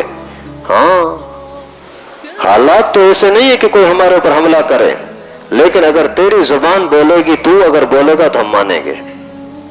تو اللہ کے نبی صلی اللہ علیہ وسلم نے فرمایا اگر تمہارا اتنا ہی میرے اوپر اعتماد ہے تو بولو قولوا لا الہ الا اللہ تفلحوا. بول دو کہ اللہ کے سوا کوئی معبود نہیں, کامیاب ہو جاؤ گے. ابھی شور مچنا اتنا شروع نہیں ہوا جتنا ابو لہب کو مرچی لگی, ظالم کو. اور ابو لہب نے آ کر کے بکواس شروع کرے, تبا لک یا محمد الہذا جماعتنا. محمد تو نعوذ باللہ ہلاک ہو جائے, اس کے لیے ہمیں بلایا ہے. ایسا شرارتی. ہر جگہ پر اگر کوئی سارا ماحول سیدھا ہو لیکن ایک کوئی شیطانی شرارت شروع کرے گا نا, پھر سارے لوگ اس کے پیچھے بولتے ہیں ہاں ہاں صحیح کہہ رہا ہے. تو یہ شرارتی قسم کا آدمی ابو لہب تھا. تو اس نے پتھر اٹھائے, پتھر اٹھا کر کے اور نبی پاک صلی اللہ علیہ وسلم کو مارے. ظالم مان نہیں رہا, نہ مان, تنگ کیوں کر رہا ہے. اور اسی ٹائم پر غصے میں گیا گھر, بیٹے کو بولا عتبہ عتیبہ ادھر آ جاؤ, محمد کی بیٹیوں کو طلاق دو. ابا کیا ہوا؟ نہیں میری بات مانو نا, سمجھتے نہیں ہو, وہ میری توہین کرتا ہے. ادھر سے اس نے پتھر مارے. اللہ تعالیٰ نے قرآن پاک نازل فرمایا تبت یدا ابی لہب و تب. ابو لہب تباہ, اس کے ہاتھ تباہ. ما اغنا عنہ مالہ وما کسب. اس کا مال, اس کی جائیداد, اس کی کمائی کوئی اس کو نفع نہیں دے گی. سیصلی نارا ذات لہب, بڑی جہنم کی آگ کے اندر پڑے گا. وامرأتہ, بیوی بھی, اکیلا نہیں, اس کی بیوی جو ہے نا ام جمیل, یہ بھی بچے گی نہیں, یہ بھی جائے جہنم میں. فی جیدہا حبل من مسد, اس کے گردن کے اندر رسی ہے جس کے اندر وہ گھٹ کر کے مرے گی. اور ایسا ہی ہوا. تو اس نے بولا کہ یہ محمد تو میرے خلاف پتہ نہیں کیا کیا کلام پڑھ رہا ہے, اس کی بیٹیوں کو طلاق دو. اگر طلاق نہیں دیتے تو میرے گھر سے نکل جاؤ، میرے ساتھ تمہارا کوئی واسطہ نہیں ہے۔ شرارتی قسم کے لوگ ہر زمانے میں اس طرح کی ذہنیت کے ہوتے ہیں۔ تو عتبہ نے اسی ٹائم پر بولا کہ ٹھیک ہے میری طرف سے طلاق۔ بی بی رقیہ پیغمبر کریم صلی اللہ علیہ وسلم کی بیٹی، اس کو طلاق مل گئی۔ عتیبہ شیطان نے دوسرا جو بیٹا تھا وہ بڑا سرکش تھا، اس نے پھر نبی پاک صلی اللہ علیہ وسلم کی آ کر کے توہین کی، برا بھلا کہا اور بد اخلاقی سے پیش بھی آیا اور طلاق بھی دے دی ام کلثوم کو۔ ابھی آپ اندازہ کریں کہ ایک دعوت نہیں مان رہے، ظاہری لحاظ سے دشمنی، پتھر برسا رہے ہیں ظالم، اور گھریلو لحاظ سے اتنی بڑی مصیبت۔ دو بیٹیوں کو ایک ٹائم پر طلاق ہو گئی۔ تو پیغمبر کریم صلی اللہ علیہ وسلم کی جیسے اس ظالم نے عتیبہ نے توہین کی نا، تو اللہ کے نبی نے بھی بد دعا دے دی، اللہم سلط علیہ کلبا من کلابک، اللہ اپنے درندوں میں سے، اپنے کتوں میں سے کوئی ایک کتا اس کے اوپر مسلط کر دے۔ نبی کی توہین کی ہے، نبوت کے شان میں گستاخی کی ہے۔ پیغمبر کریم کے ذات پر حملہ ہو معاف کرتے ہیں، لیکن نبوت پر حملہ ہو گئے وہ معاف نہیں ہے۔ تو کچھ عرصے کے بعد ابو لہب اسی عتیبہ کے ساتھ جا رہا تھا، جاتے ہوئے ایک جگہ پر ان کو پڑاؤ ڈالنا پڑا، جنگل میں قافلہ ہے، سفر پر جا رہے ہیں، تو ایک جگہ پر سامان رکھا، سامان کے اندر چودھاری یہ لوگ کو ادھر ادھر سونا شروع ہو گئے۔ ابو لہب نے بولا یار ایک بات تو سنو، اس کو محمد نے ایک مرتبہ بولا تھا کہ تجھ کوئی درندہ کاٹے گا، مجھے خطرہ ہے کہ میرے بیٹے کو کوئی درندہ کاٹ نہ جائے، اس وجہ سے اس کی حفاظت کرو۔ ہاں ہاں تو سردار ہے، کیا حکم کرتا ہے، جیسے تو چاہے ہم حفاظت کریں۔ اسی کو سامان کے بیچ میں سامان رکھا اور سامان کے بیچ میں اس کو سلایا اور چودھاری لوگوں کو سلایا تاکہ کوئی درندہ اس کے قریب نہ آ سکے۔ لیکن جس کو اللہ تعالیٰ پکڑنا چاہے اس کو کون بچا سکتا ہے؟ تھوڑی دیر گزری، سارے لوگ سو گئے، آیا ایک درندہ، باقاعدہ روایت میں آتا ہے کہ سب کو سونگھا، سونگ کر کے، اور دیکھ رہا تھا کہ عتیبہ کون سا ہے، ابو لہب کا بیٹا، تو وہاں کوئی نظر نہیں آیا، اور اس کو بدبو بھی آ رہی تھی اسی درندے کو، شیر کو، وہاں سے پلانگ لگا کر کے اسی سامان کے بیچ میں آیا اور اس کو ٹکڑے ٹکڑے کر دیا۔ نبی کے گستاخوں کا انجام یہ ہوتا ہے، لیکن مسلمانوں کا تھوڑا امتحان لیا جاتا ہے کہ گستاخ تمہارے سامنے ہے تو تم نے کیا کیا ہے۔ اگر مسلمانوں میں غیرت نہیں ہے تو اللہ تعالیٰ کے لیے مشکل نہیں ہے ان کو کچلنا، ختم کرنا، لیکن مسلمانوں کا امتحان ہوتا ہے کہ تم گستاخوں کے ساتھ کیا برتاؤ کرتے ہو۔ خیر اس کے بعد پھر ابو لہب نے اور شور کیا، پیغمبر کریم صلی اللہ علیہ وسلم نے دعوت دینا شروع کر دی۔ تو اتنے میں حضرت سعد بن ابو وقاص رضی اللہ تعالیٰ عنہ ایک مرتبہ پیغمبر کریم صلی اللہ علیہ وسلم جا رہے تھے تو یہ بھی پیچھے لگ گئے۔ چلتے چلتے چلتے دیکھا کہ پیغمبر کریم ایک جگہ پر جا کر کے بیٹھے ہیں، تو اس نے عرض کیا اللہ کے رسول، اے محمد تیری کیا دعوت ہے، کیا کہتا ہے؟ پیغمبر کریم صلی اللہ علیہ وسلم اس کے سامنے کلمہ پیش کیا، میں نبی ہوں، اللہ تعالیٰ نے مجھے نبی بنا کر کے بھیجا ہے۔ اسی ٹائم پر حضرت سعد بن ابو وقاص بھی مسلمان ہو گیا۔ اسی طرح سے ایک مرتبہ ابو جہل والوں نے، ظالموں نے مکے کے گندے قسم کے لڑکوں کو بولا جاؤ اس کو مارو، اس کو گالیاں دو، نعوذ باللہ، اللہ کے نبی صلی اللہ علیہ وسلم کو، اللہ۔ تو وہ بدبخت قسم کے لڑکے پیغمبر کریم کے پیچھے لگے، کوئی کہیں سے آواز نکال رہا ہے، کوئی کہیں سے آواز نکال رہا ہے۔ آخر چھوٹے بچے جب اس طرح کا ماحول بن گیا، ہجوم بن گیا، تو چھوٹے بچوں نے آ کر کپڑوں سے بھی کھینچا پکڑا۔ تو کسی ظالم نے بولا یہ دیکھو پاگل جا رہا ہے، مجنون جا رہا ہے۔ اللہ اکبر، اللہ تعالیٰ حفاظت فرمائے۔ صرف سننا سنانا اپنی جگہ پر، لیکن تھوڑا سا آدمی اپنے دماغ سے بھی سوچے، اپنے حال پر نظر کرے۔ اگر ہم جا رہے ہوں اور باہر اور کوئی آواز پیچھے سے دے دیں، تو اتنے میں یہ جو اسے ہجوم نے بولا کہ پاگل پاگل، نعوذ باللہ، تو وہاں ایک بندہ تھا، اس کا نام تھا زماد۔ زماد نے بولا یار کیا ہے، کیا ہے، خیر تو ہے؟ बोला ये पागल है, इसको छोड़ो। बोला नहीं, पागल का मंत्र मेरे पास है, मैं जादूगर हूं, मंत्र पढ़ता हूं, मेरे सामने करो, मैं इसी को ठीक करता हूं, सही हो जाएगा। जैसे ही देखा कि पैगंबर करीम सल्लल्लाहु अलैहि वसल्लम को इधर उधर से वो लिपटे हुए लड़के, और पैगंबर करीम के पास आकर के बैठा, बोला छोड़ो छोड़ो इसको, मैं इसको ठीक करता हूं। करीब आकर के बोलता है कि मैं बहुत बड़ा मंत्र पढ़ता हूं और दम करता हूं, झाड़ फूंक वाला हूं, जो भी तुझे तकलीफ है मुझे बता, मैं तेरा मसला हल करता हूं। तो अल्लाह के नबी सल्लल्लाहु अलैहि वसल्लम ने देखा कि यह संजीदा बंदा है, उसकी तरफ नजर करके और फरमाया कि मैं सुनाऊं अपनी तकलीफ। बोला हाँ। अल्लाह के नबी सल्लल्लाहु अलैहि वसल्लम ने वही खुतबा पढ़ा जो आजकल अक्सर हम खुतबों के अंदर पढ़ते हैं, अल्हम्दुलिल्लाह नहमदुहु व नस्तईनुहु व नस्तगफिरुहु व नऊज़ु बिल्लाहि मिन शुरूरि अनफुसिना व मिन सय्यिआति अअमालिना मन यहदिहिल्लाहु फला मुज़िल्ल लहु व मन युज़लिल फला हादिय लहु व अशहदु अन ला इलाहा इल्लल्लाह व अशहदु अन्न मुहम्मदन अब्दुहु व रसूलुहु।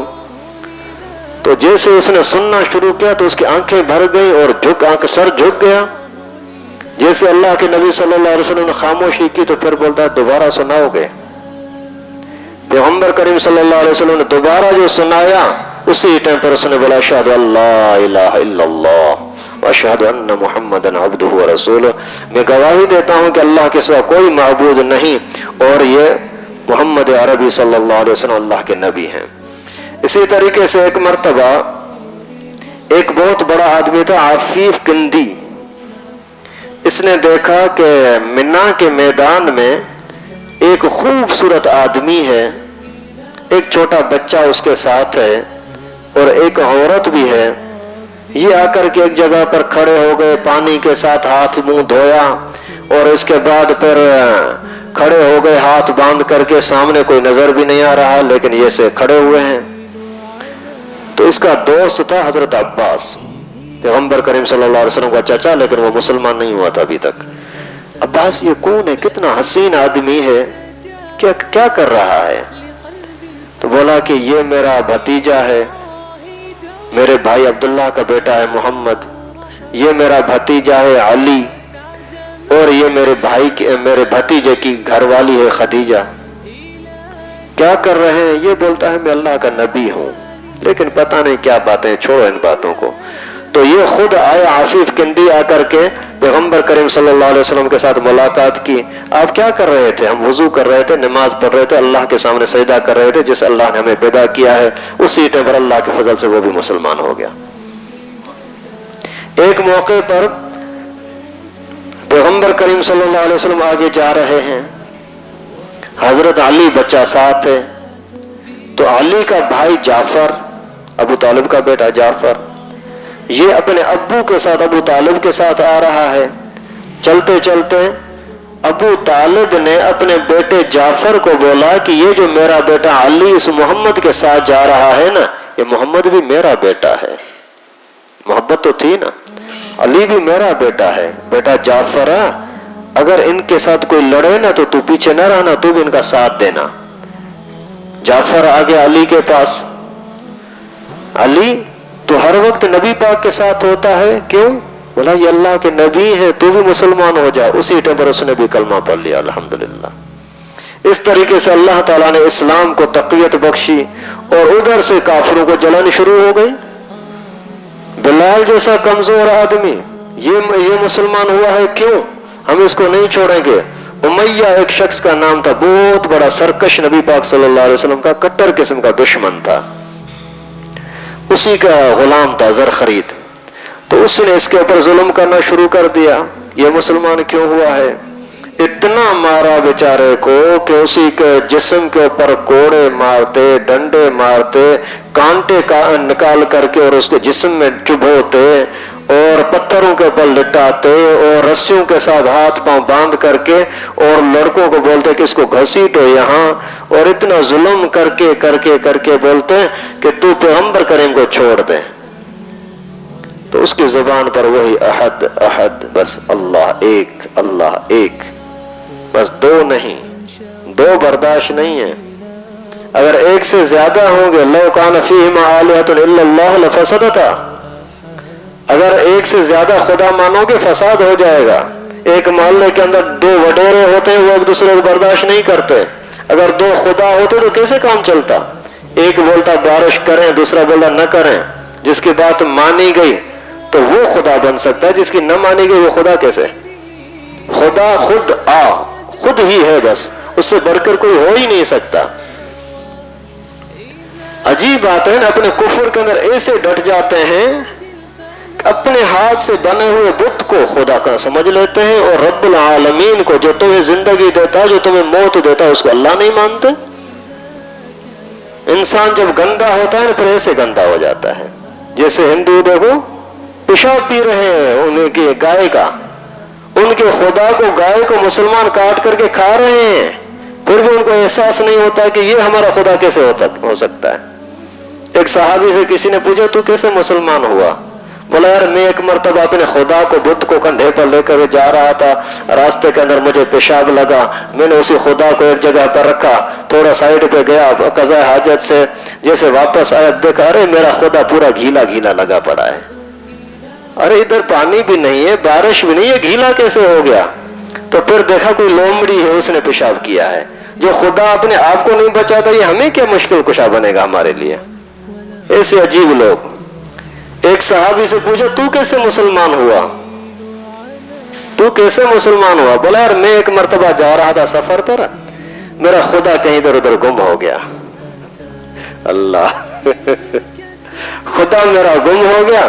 پھر میرے پاس کھجور تھی بہت سارے، میں نے اسی کو اچھی طرح سے گوندھ کر کے اور اس کا ایک خدا بنا دیا. ابھی کھجور کا خدا بنا ہے.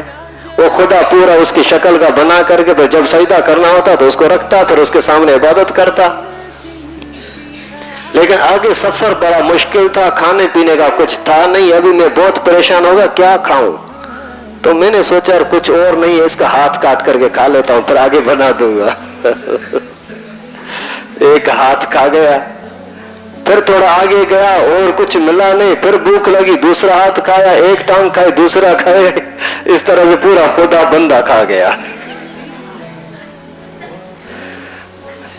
لیکن اللہ تعالیٰ جب عقل چھین لیتے ہیں پھر پتہ نہیں لگتا کہ ہم کیا کر رہے ہیں. ان بتوں کی پوجا کرنے کے لیے اللہ کے نبی کو جھٹلا رہے ہیں. صرف جھٹلا نہیں رہے، لڑ رہے ہیں، مار رہے ہیں، قتل کے بہانے کر رہے ہیں. آخر ایسا مرحلہ چل رہا تھا، اللہ کے نبی صلی اللہ علیہ وسلم نے حکم فرمایا کہ اللہ کی طرف سے اجازت آئی ہے کہ آپ یہاں سے ہجرت کر کے حبشہ چلے جاؤ. میں نے سنا ہے کہ حبشہ کا بادشاہ بڑا شریف آدمی ہے، عیسائی تھا. تو کچھ صحابہ کرام تقریباً یعنی 10-15 صحابہ وہاں چلے گئے، اور اس راستے کے اندر پھر حضرت عثمان رضی اللہ تعالیٰ عنہ بھی اسی سفر کے اندر چلے گئے. یہ ہجرت ہوئی ہے تقریباً 5 رجب کے مہینے میں 5 نبوی کو، اور اس میں 11 مرد ہیں اور 5 عورتیں ہیں. حضرت عثمان رضی اللہ تعالیٰ عنہ کی شادی ہو چکی ہے بی بی رقیہ کے ساتھ، پیغمبر کریم کی بیٹی کے ساتھ. اسی کو ساتھ لے کر کے اور چل پڑے. چلتے چلتے بڑا کٹھن سفر کر کے آخر کار وہاں پہنچے. تو ان کو یہاں کے مشرکوں کو پتہ لگا کہ وہاں لوگ تو بڑی عزت کے ساتھ رہ رہے ہیں. پھر ان ظالموں نے آپس میں مشورہ کر کے اور 2 بندے، ایک عمر بن عاص دوسرا عبداللہ بن ربیعہ، ان دونوں کو بھیجا کہ جاؤ جا کر کے حبشہ کے بادشاہ سے ان بندوں کو واپس لے آؤ. یہ وہاں پہنچے، بڑی رشوت وغیرہ کے سامان ہدیہ تحائف لے کر کے گئے، اور وہاں لوگوں کو تقسیم کیا، ان کے وزیروں کو، مشیروں کو تقسیم کیا کہ کل ہم جو بادشاہ کے سامنے بات رکھیں گے تم ہماری سفارش کرنا. وہاں جا کر کے پہنچے تو صبح کا ٹائم ہوا، بادشاہ کی دربار لگی، اس کے اندر سارے لوگ اکٹھا ہونا شروع ہوئے، وزیر، منسٹر. تو یہ بھی وہاں آ گئے. سارے جیسے آتے تو جھک کر کے اور بادشاہ کو سجدہ کرتے، یہ جیسے آئے تو سیدھے سیدھے چلے آئے. ان کی قیادت حضرت عثمان بن عفان یا عثمان بن مظعون، ان دونوں میں سے کسی کے پاس تھی. وہاں جیسے ہی اندر پہنچے تو انہوں نے آپس میں اشارے کیے کہ عمر بن عاص نے اور عبداللہ بن ربیعہ نے ہمارا کام بن گیا. انہوں نے آتے ہوئے سجدہ نہیں کیا. سجدہ جو نہیں کیا تو ابھی بادشاہ کو ویسے ہی غصہ آئے گا. अभी इनकी पकड़ होगी। तो खैर बैठे, पूछा कि भाई क्या हाल हवाल है, क्यों आए हो? हजरत हम अपने इलाके के सरदार हैं, छोटे मोटे बंदे नहीं हैं, मक्के के सरदार हैं, और हमारे वहाँ के कुछ दहशतगर्द किस्म के लोग और वहाँ के उनके माँ बाप ने, बड़ों ने हमें भेजा है कि उनको हमारे हवाले कर दो, यहाँ आकर के रह रहे हैं। हमारे इलाके में उन्होंने बड़ा फसाद मचाया, यहाँ भी फसाद मचाएंगे। तो नजाशी बादशाह ने उनसे पूछा क्या बात है, बोलो।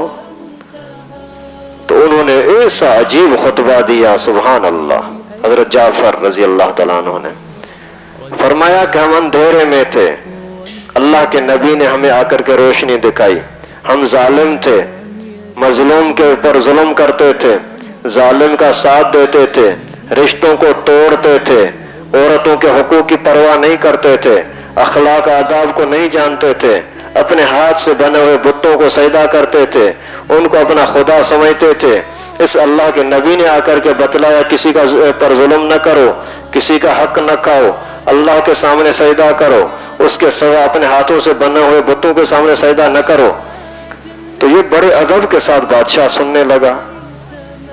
सुन करके और उनको बोला, यानी मक्के के मुशरिकों के वफद को बोला चले जाओ, ये बंदे आपके हवाले नहीं कर सकते। फिर ये परेशान हो गए, अभी क्या करें। फिर दूसरे दिन जाकर के वजीरों की और चापलूसी की, यार आप मेहरबानी करो, आप हमारा साथ दो। दूसरे दिन पर आकर के बोला कि आज हम ऐसा हमला करते हैं मुसलमानों पर, आज ये बच नहीं सकते। आकर के वहां क्या किया, बादशाह के सामने फिर बात पेश की, हजरत हमारे तो ये दुश्मन हैं, लेकिन आप ईसाई हैं ना। नजाशी ईसाई था, आपके नबी हजरत ईसा अलैहिस्सलाम को भी बहुत बुरा भला कहते हैं, गालियां देते हैं। तो उसको गुस्सा आया, बुलाओ इनको, आप हजरत ईसा के बारे में क्या कहते हो? तो इन्होंने सूरह मरियम की कुछ तिलावत की और कुछ जैसे तिलावत की कर रहे थे कि अल्लाह के बंदे हैं, अल्लाह के रूह हैं, अल्लाह ताला ने उसको नबी बना करके भेजा है और हिदायत के लिए तशरीफ लाए हैं। इस तरह से जैसे ही आयतें पढ़ी तो नजाशी बादशाह ने नीचे से एक तिनका उठाया, तिनका उठा करके लोगों को दिखाया, इसकी बात में और हजरत ईसा की बात में इस तिनके के बराबर भी कोई फर्क नहीं है, जो कुछ बोल रहे हैं सच बोल रहे हैं। अब ये नाउम्मीद होकर के वापस आए। जैसे वापस आए तो पूरे मक्के के अंदर शोर मच गया, यार इसे इन मुसलमानों ने, नबी पाक ने हमारी वहां बेइज्जती करा दी है। अभी इतने में फिर ऐसा हुआ कि अल्लाह ताला की कुदरत, पैगंबर करीम सल्लल्लाहु अलैहि वसल्लम एक मरतबा मक्का मुकर्रमा के अंदर नमाज पढ़ रहे थे। अबू जहल आया, बड़ी बकवास की, बहुत बुरा भला कहा, यहां तक कि हमला भी किया पैगंबर करीम पर। अल्लाह के नबी सल्लल्लाहु अलैहि वसल्लम ने कोई जवाब नहीं दिया। अल्लाह ताला की तरफ से लड़ने का, मुकाबला करने का मना किया गया था। तो इतने में थोड़ी देर के बाद हजरत अमीर हमजा ये कहीं शिकार पर गए हुए थे, वापस तशरीफ लाए। जैसे वापस आए तो वहां एक औरत खड़ी थी, उसने बोला कि तू ये तलवार तीर उठा करके शिकारों के पीछे लगा हुआ है, तुम्हारे खानदान, तुम्हारे भतीजे के साथ क्या जुल्म किया अबू जहल ने, क्या हुआ? उसको ऐसा ऐसा बुरा बोला है। उसी टाइम पर वो अमीर हमजा गया, सीधा उसी की तरफ जाकर के जोर से उसी को सर में मारा, खून बहने लगा और बोलता है कि देख तूने मोहम्मद को क्यों छेड़छाड़ की, उसको क्यों मारा पीटा है, क्यों बुरा भला कहा है? बोलता है वो हमारे खुदाओं को बुरा भला कहता है। बोला लो मेरा भी ऐलान सुनो, ला इलाहा इल्लल्लाह मुहम्मद रसूलुल्लाह। पैगंबर करीम सल्लल्लाहु अलैहि वसल्लम को बहुत ज्यादा खुशी हुई अमीर हमजा के इस्लाम पर। और इसी तरह का वाक़या अबू तालिब का भी आता है कि अबू तालिब ने भी आकर के पैगंबर करीम को कहा कि मैंने तेरी वजह से आज अबू जहल की बेइज्जती की है। पैगंबर करीम ने कुछ भी खुशी का इजहार नहीं किया। तो वो हैरत के साथ देखने लगे, आपको खुशी नहीं हुई? फरमाया कि जब तक इस्लाम कबूल नहीं करते तो क्या खुशी। और इसी तरह का वाक़या फिर अमीर हमजा के बारे में भी आता है कि उसने सिर्फ पहले ये बोला कि मैंने अबू जहल की बेइज्जती की है। नबी पाक सल्लल्लाहु अलैहि वसल्लम ने फरमाया कोई बड़ी बात नहीं है, क्योंकि ये तो कौम परस्ती है ना, कौमियत की खातिर किया है ना। اگر میری خاطر کرتا تو کلمہ پڑھنے کے بعد کرتا. تو بولا اگر تیری رضا کلمے پر ہے تو اشہد ان لا الہ الا اللہ. ابھی کچھ دنوں کے بعد پھر یہ کشمکش چلتی رہی. اللہ کے نبی صلی اللہ علیہ وسلم نے دیکھا کہ وہاں بازاروں کے اندر لوگ اکٹھے ہوتے ہیں, وہاں منڈیاں لگتی تھیں, اوقاز منڈی, مجنہ منڈی. تو وہاں اللہ کے نبی صلی اللہ علیہ وسلم چلے گئے لوگوں کو دعوت دینے کے لیے. تو ابو لہب ظالم وہاں بھی پیچھے پیچھے لگ گیا.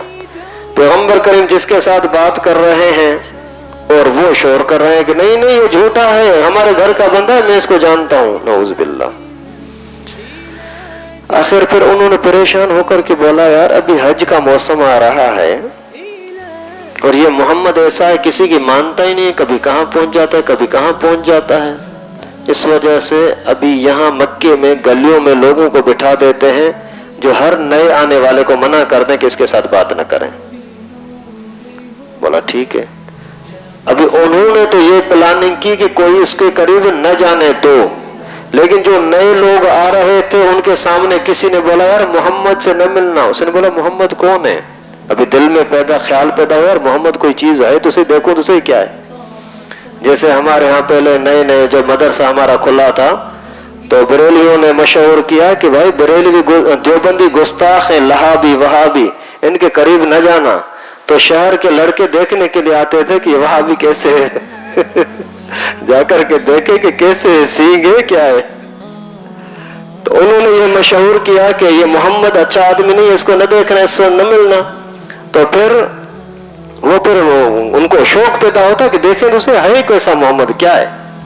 تو اللہ کی قدرت جو پیغمبر کریم صلی اللہ علیہ وسلم کے چہرے انور کو دیکھتا تو وہ مسلمان ہو جاتا. سبحان اللہ. تو اسی طریقے سے پھر یہ سلسلہ چلتا رہا. اللہ کے فضل و کرم سے ان کی طرف سے مظالم, ادھر سے پیغمبر کریم صلی اللہ علیہ وسلم کی پیار محبت کے ساتھ دعوت.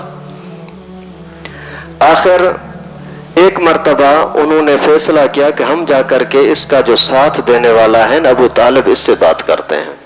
ابو طالب کو آ کر کے بولا کہ یار اس کو سمجھاؤ, اس نے تو ہمیں تنگ کر کے رکھا ہے. اس نے بات نظر انداز کر دی. لیکن پیغمبر کریم صلی اللہ علیہ وسلم دعوت دیتے رہے. ماحول تقریباً ایسا ہو گیا کہ ہر گھر سے کوئی نہ کوئی ایک بندہ مسلمان ہو چکا ہے. شوہر مسلمان ہے, بیوی ابھی تک کافر ہے, اور اگر بیوی مسلمان ہو گئی تو شوہر ابھی تک کافر ہے. اس طرح کا ماحول, کشمکش والا عجیب ماحول.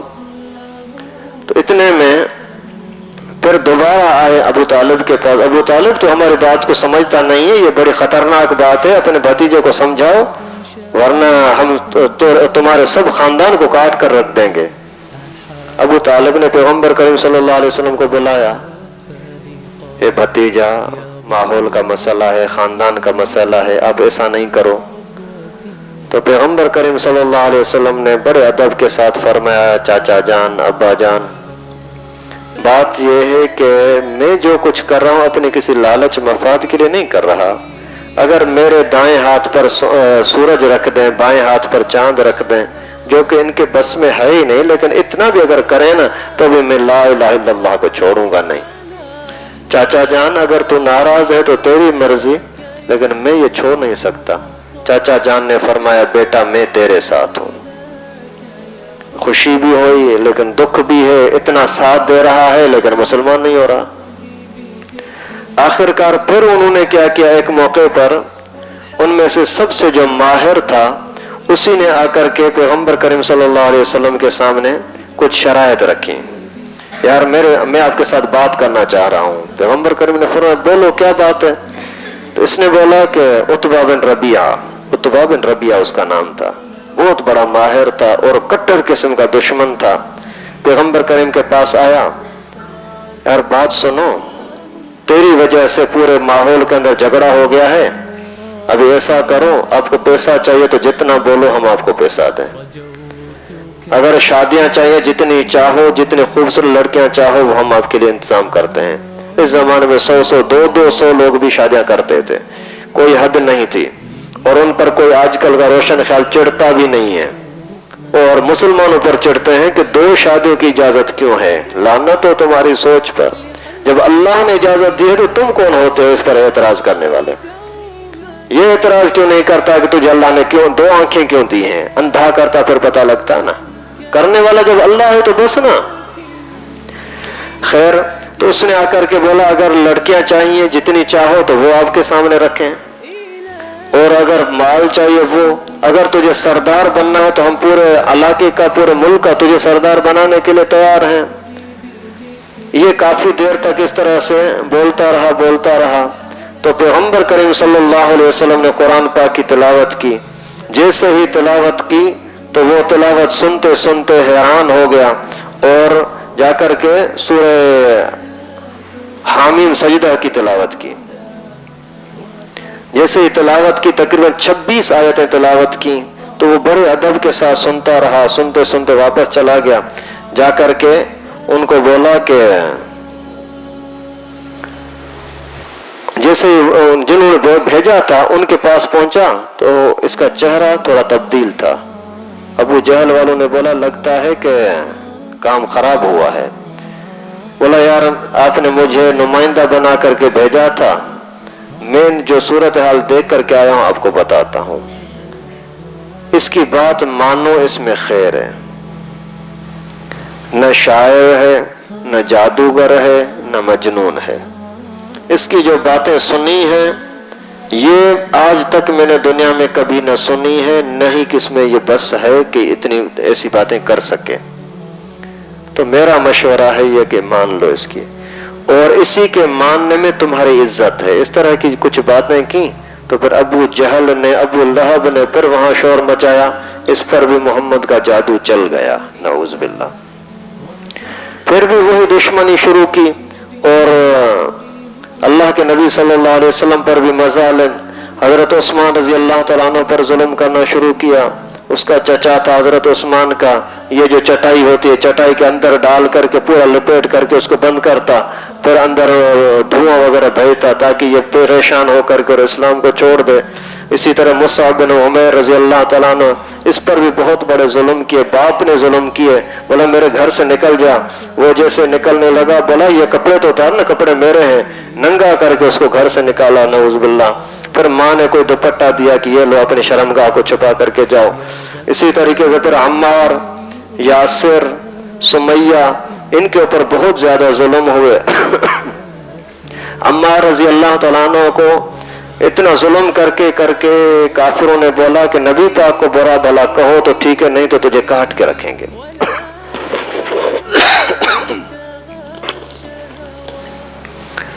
تو اس نے پھر کچھ جملہ کہہ تو دیا پیغمبر کریم صلی اللہ علیہ وسلم کی یعنی بے ادبی کا، لیکن اسی ٹیمپر پر روتا ہوا پیغمبر کریم کے پاس آیا، آ کر کے عرض کیا اللہ کے رسول مجھ سے زبردستی انہوں نے اس طرح کا جملہ کہلوایا ہے، میرا کیا بنے گا؟ تو اس وقت اللہ تعالیٰ نے قرآن پاک کی آیت نازل فرمائی، جس کا دل مطمئن ہے اور زبان سے اسے کہلوا دیا گیا تو اس پر اللہ تعالیٰ کی طرف سے کوئی ناراضگی نہیں ہے۔ درود شریف پڑھنے۔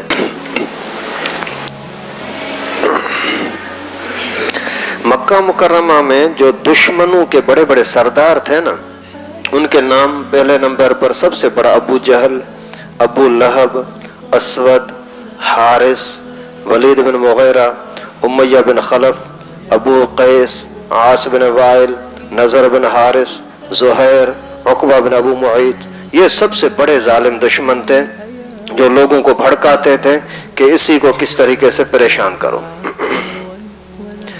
ابھی اس طرح کا معاملہ چلتا رہا، انہوں نے لوگوں کو بٹھا دیا کہ لوگوں کو پیغمبر کریم کے ساتھ ملاقات نہ کرنے دو۔ اللہ کی قدرت، اس زمانے کے اندر ایک بہت بڑا شاعر طفیل بن عمر دوسی آ گیا، اور ابو جہل نے، دوسرے لوگوں نے بڑا اس کو منت و سماجت کی کہ اس محمد کے ساتھ ملاقات نہ کرنا۔ آخر اللہ تعالیٰ نے اس کے مقدر میں ہدایت لکھی تھی، ابو جہل نے منت و سماجت کر کے اور روئی کے ٹکڑے دیے کانوں میں ڈال دے تاکہ اس کی آواز بھی آپ کو نہ پہنچے۔ آخر اس نے وہ بھی رکھا، روئی بھی رکھی، لیکن صبح کا ٹائم تھا، تہجد کا، حضرت طفیل کے کانوں میں قرآن پاک کی آواز آئی، مزہ آیا، آ کر کے سننے لگا، سنتے سنتے اس کے دل کے اندر ایمان آ گیا۔ پیغمبر کریم صلی اللہ علیہ وسلم وہاں کسی سے بات نہیں کر رہے تھے، واپس جیسے چلے گئے تو طفیل بھی پیچھے پیچھے آیا، آ کر کے پیغمبر کریم سے پوچھا حضرت آپ کی دعوت کیا ہے؟ پیغمبر کریم نے اسلام کا تھوڑا سا تعارف کروایا، اسی نے اسی نمبر کلمہ پڑھ کر کے مسلمان ہو گیا، الحمدللہ۔ اور اور بولا کہ حضرت میں اپنے علاقے کا بڑا شاعر ہوں، بڑا سردار ہوں، میری بات مانی جاتی ہے، آپ میرے لیے دعا کریں، کوئی میرے اندر نشانی پیدا ہو جائے تاکہ میں لوگوں کو سمجھا سکوں۔ پیغمبر کریم صلی اللہ علیہ وسلم نے اس کے لیے دعا کی، پورا چہرہ چمکنے لگا۔ پھر عرض کیا اللہ کے رسول یہ چہرے کا اور جسم کا اتنا چمکنا، لوگ سمجھیں گے کہ شاید اس کو کوئی بیماری لگی ہے، اللہ تعالیٰ سے دعا کرو مجھے کوئی اور نشانی دے دے۔ اللہ تعالیٰ کی قدرت سے وہی چمک اس کے کوڑے میں آ گئی جو ہینٹر اس کے پاس تھا۔ یہ ابھی واپس جانے لگا، جاتے جاتے جیسے علاقے کے قریب پہنچا تو لوگ حیران ہو گئے کہ یہ اس کا کوڑا چمک رہا ہے، کوڑا روشن ہے۔ تو خیر جیسے ہی قریب پہنچے، گھر میں آئے تو ابو اس کے سامنے آیا ہاتھ ملانے کے لیے، بیٹا آ گیا؟ بولا بیٹا نہیں ابو، رک رک رک، میرے قریب نہ آنا۔ کیا ہوا بیٹا کیا ہوا؟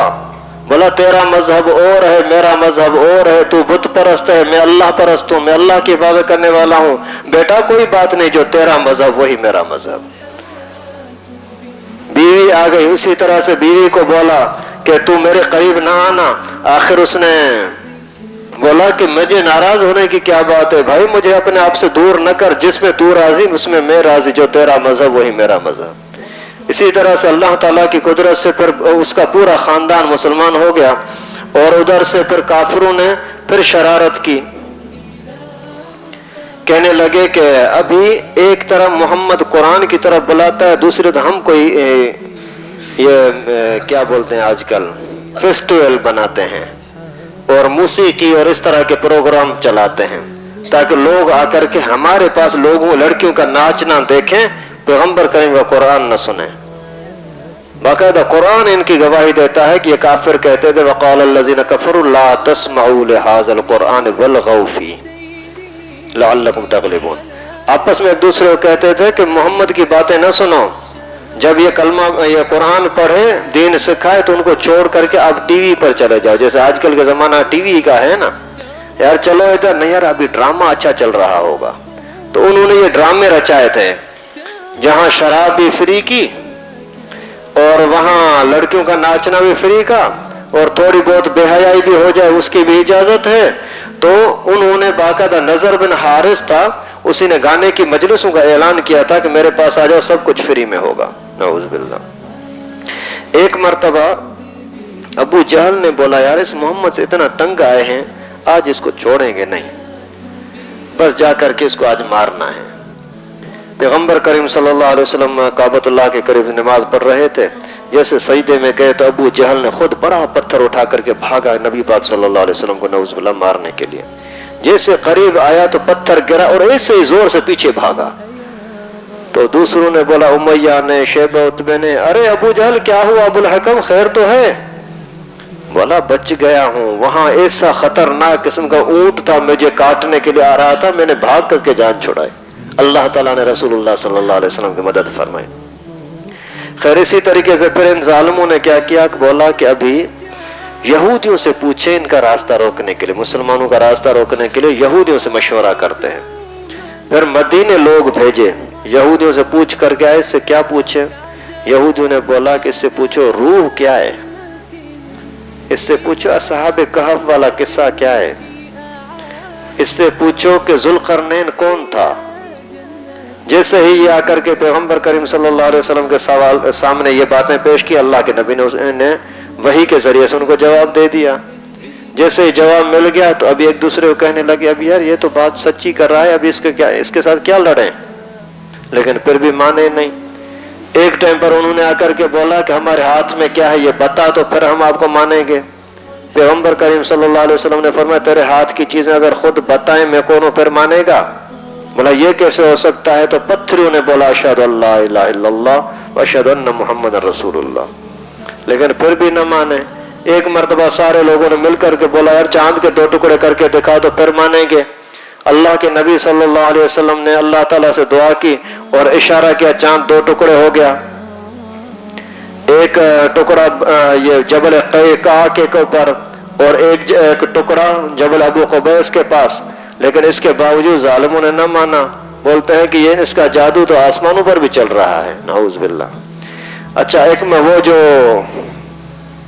عتبہ بن ربیعہ پیغمبر کریم صلی اللہ علیہ وسلم کے پاس گیا تھا تو بات نہ مانی. پیغمبر کریم نے صلی اللہ علیہ وسلم نے فرمایا یہ کیسے ہو سکتا ہے کہ میں عبادت کو چھوڑوں؟ پھر سب نے مل کر کے پیغمبر کریم کے ساتھ مذاکرات کیا. ایسا کرو 1 سال ہم تیرے خدا کی عبادت کرتے ہیں، 1 سال تو ہمارے خداؤں کی عبادت کر. پیغمبر کریم نے فرمایا نہیں، بھلا ایسا کرتے ہیں 1 سال ہم تیرے خدا کی عبادت کریں گے، 1 مہینہ تو ہمارے خدا کی عبادت کر. فرمایا نہیں، بھلا 1 دن ہم تیرے 1 سال ہم تیرے خداؤں کی عبادت کرتے ہیں، 1 دن صرف تو ہمارے خداؤں کی عبادت کر. اللہ تعالیٰ نے قرآن نازل فرمایا قل یا ایھا الکافرون لا اعبد ما تعبدون. تمہارا مذہب الگ، میرا مذہب الگ، تمہارا دین تمہارے ساتھ. میں ایسا نہیں ہو سکتا کہ اللہ کو چھوڑ کر کے کسی غیر اللہ کو سجدہ کروں. اور پھر ان ظالموں نے بولا یار کیا کرے، آخر اس کے اندر جادو کیا ہے. ایک مرتبہ رسول اللہ صلی اللہ علیہ وسلم خود مسجد کے اندر کعبۃ اللہ کے قریب تلاوت کر رہے تھے تو یہ سارے دشمن آ کر کے سننے لگے، چپ چپ کے سن رہے تھے. سنتے سنتے سنتے حامیم سجدہ کی تلاوت ہو رہی تھی. جیسے ہی سجدے کی آیت آئی تو پیغمبر کریم صلی اللہ علیہ وسلم سجدے میں چلے گئے. تو یہ سارے کافر بھی سجدے میں چلے گئے بے اختیار، حالانکہ وہ مان نہیں رہے تھے. یہ پتا جب ان کو لگا حبشہ والوں کو کہ یہاں کے مکے کے لوگ مسلمان ہو گئے، وہ بیچارے وہاں سے واپس آ گئے. ارے یہاں اسلام آ گیا، اسلام آ گیا، حالانکہ اسلام آیا نہیں تھا. پھر وہ بیچارے جیسے واپس پہنچے تو اور زیادہ ان کو تنگ کرنے لگے. پھر دوبارہ اللہ کے نبی نے اجازت دی کہ ابھی پھر واپس چلے جاؤ بھلے. تو پہلے تو چند ساتھی گئے تھے، صرف یعنی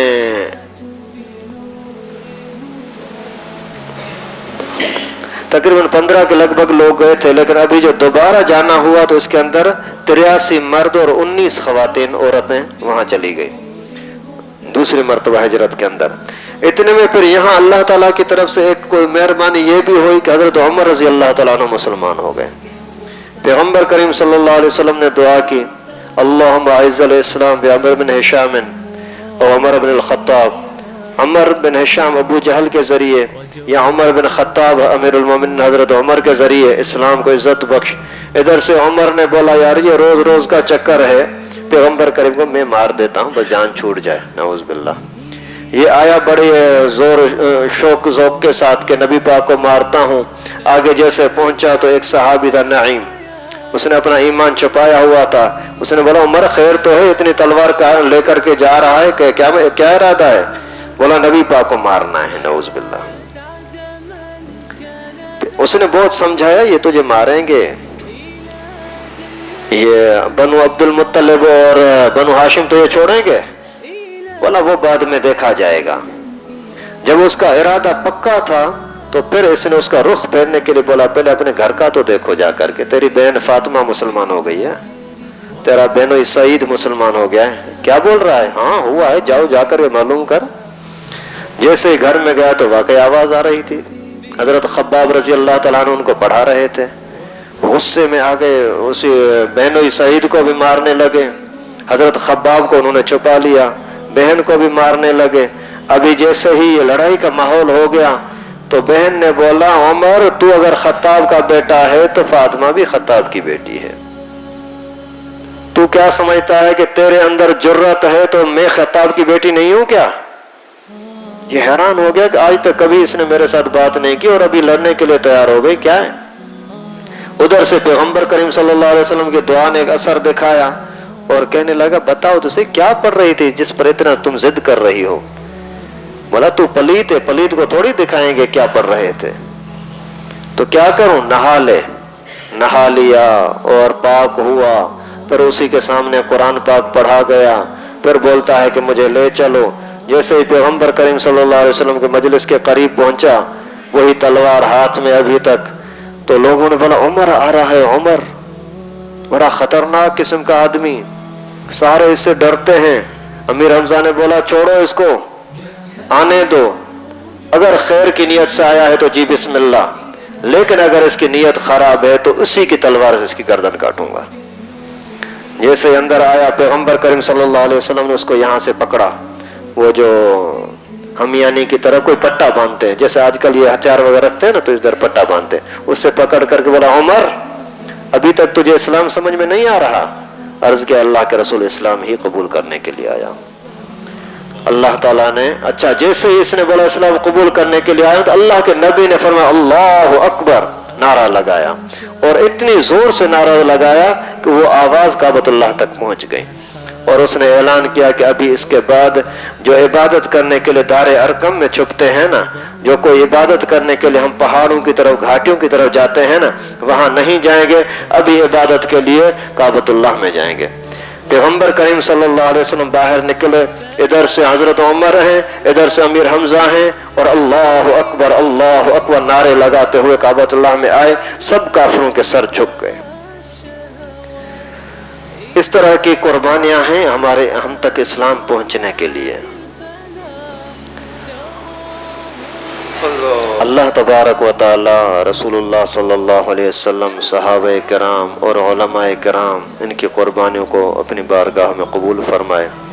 जिन बुजुर्गों की मेहनत की वजह से हम तक ये दीन पहुंचा, एक एक ज़रा महफूज है, ये अल्लाह की मेहरबानी और उलमा की मेहरबानी है जिन्होंने इसको महफूज करके हम तक पहुंचाया है।